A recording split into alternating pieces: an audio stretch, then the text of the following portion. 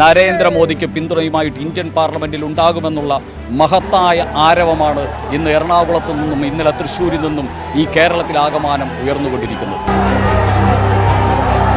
അതാണ് ഞങ്ങളുടെ പ്രതീക്ഷ, അതാണ് ഞങ്ങളുടെ എന്തൂസിയാസം, അഭിമാനം, ആവേശം. മോദിജി കൊച്ചിയിലെത്തിയപ്പോൾ വളരെ ആവേശത്തിലാണ് എല്ലാ പ്രവർത്തകരും. ഇപ്പോൾ നമുക്ക് BJP നേതാക്കൾ എല്ലാവരും തന്നെ നമ്മോടൊപ്പം ചേരുന്നുണ്ട്. ഇപ്പോൾ അഡ്വക്കേറ്റ് സുരേഷ് ചേട്ടൻ നമ്മോടൊപ്പം ചേരുന്നുണ്ട്. ചേട്ടാ, എങ്ങനെയുണ്ട് കേരളത്തിലേക്ക് അദ്ദേഹത്തിൻ്റെ ഈ ഒരു കടന്നുവരവ്? എത്രത്തോളം BJPക്ക് ഗുണം ചെയ്യും? കേരളത്തിൻ്റെ ചരിത്രത്തിൽ ആദ്യമായിട്ട് ഇന്ത്യയുടെ പ്രധാനമന്ത്രി ഇത്രയും ജനങ്ങളെ അഭിസംബോധന ചെയ്തുകൊണ്ട്, ജനങ്ങളുമായിട്ട് നേരിട്ട് ഇടപെട്ടുകൊണ്ട് ഈ മഹാ റോഡ് ഷോയിൽ പങ്കെടുത്തിരിക്കുകയാണ്.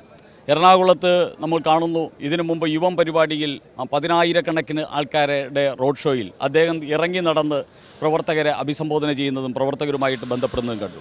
അതിനുശേഷം എറണാകുളം ടൗണിൽ ഇന്ന് നടന്നത് അതിനെ വെല്ലുന്ന ചരിത്രപരമായിട്ടുള്ള ഒരു റോഡ് ഷോയാണ്. ഇവിടെ നമ്മൾ കാണേണ്ടത് കേരളത്തിൽ BJPയും നരേന്ദ്രമോദിയും ഏറെ പ്രതീക്ഷ അർപ്പിച്ചു കഴിഞ്ഞിരിക്കുന്നു. കേരളത്തിൽ ദേശീയധാരയ്ക്ക് അനുകൂലമായിട്ടുള്ള ഒരു തരംഗം ആഞ്ഞടിച്ചുകൊണ്ടിരിക്കുന്നു.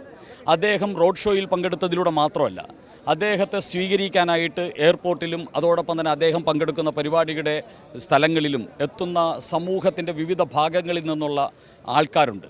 അതിൽ കേരളത്തിലെ എല്ലാ ജാതി സംഘടനകളുടെയും സാമൂഹിക നേതാക്കന്മാർ, സാമുദായിക നേതാക്കന്മാർ, നവോത്ഥാനത്തിൻ്റെ പാരമ്പര്യം ഉൾക്കൊള്ളുന്ന ബഹുമാന്യരായിട്ടുള്ള വ്യക്തിത്വങ്ങൾ, NSSും SNDPയും പട്ടികജാതി സംഘടനകളും ധീവരസഭയും വിശ്വകർമ്മ സഭയും ഉൾപ്പെടെയുള്ള സംഘടനകൾ, അതോടൊപ്പം തന്നെ കേരളത്തിലെ 100-ൽ പരം വരുന്ന ക്രിസ്ത്യൻ മേലധ്യക്ഷന്മാർ, മതമേധാവികൾ എല്ലാവരും നരേന്ദ്രമോദിയെ സ്വീകരിക്കാനായിട്ട് കേരളത്തിലേക്ക് വരുന്നു. ഇന്ത്യൻ പ്രധാനമന്ത്രിയെ സ്വീകരിക്കാനായിട്ട് വരുന്നു.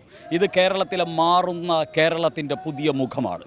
ഏതൊരു സംശയവും വേണ്ട, ഈ വരുന്ന പാർലമെൻറ്റ് തെരഞ്ഞെടുപ്പിൽ കേരളത്തിൽ നിന്ന് താമര ചിഹ്നത്തിൽ ജയിക്കുന്ന നിരവധി എംപിമാർ നരേന്ദ്രമോദിക്ക് പിന്തുണയുമായിട്ട് ഇന്ത്യൻ പാർലമെൻറ്റിൽ ഉണ്ടാകുമെന്നുള്ള മഹത്തായ ആരവമാണ് ഇന്ന് എറണാകുളത്തു നിന്നും ഇന്നലെ തൃശ്ശൂരിൽ നിന്നും ഈ കേരളത്തിലാകമാനം ഉയർന്നുകൊണ്ടിരിക്കുന്നത്. അതാണ് ഞങ്ങളുടെ പ്രതീക്ഷ, അതാണ് ഞങ്ങളുടെ മുഴുവൻ തന്നെ എന്തൂസിയാസം, അഭിമാനം, ആവേശം, അതാണ് കാണിക്കുന്നത്.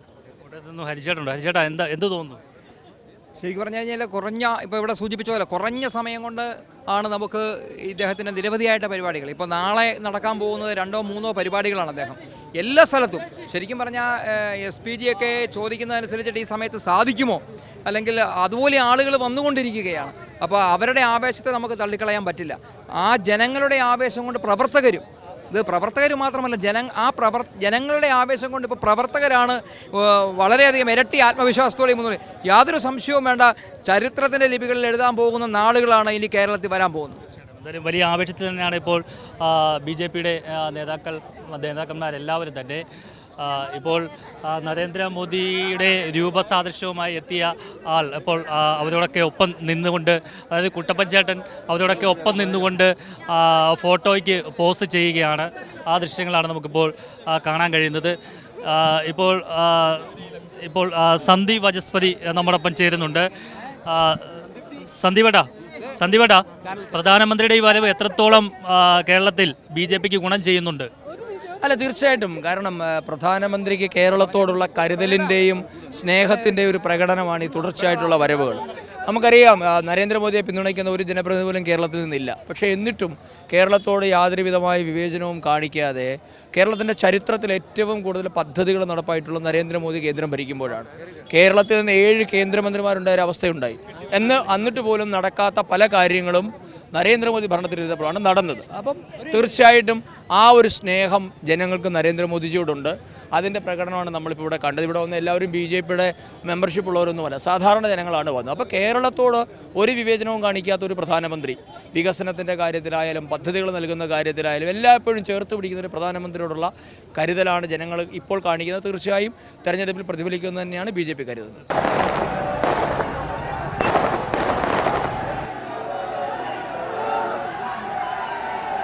ഇച്ചിരി താത്താക്കാട്ടെ.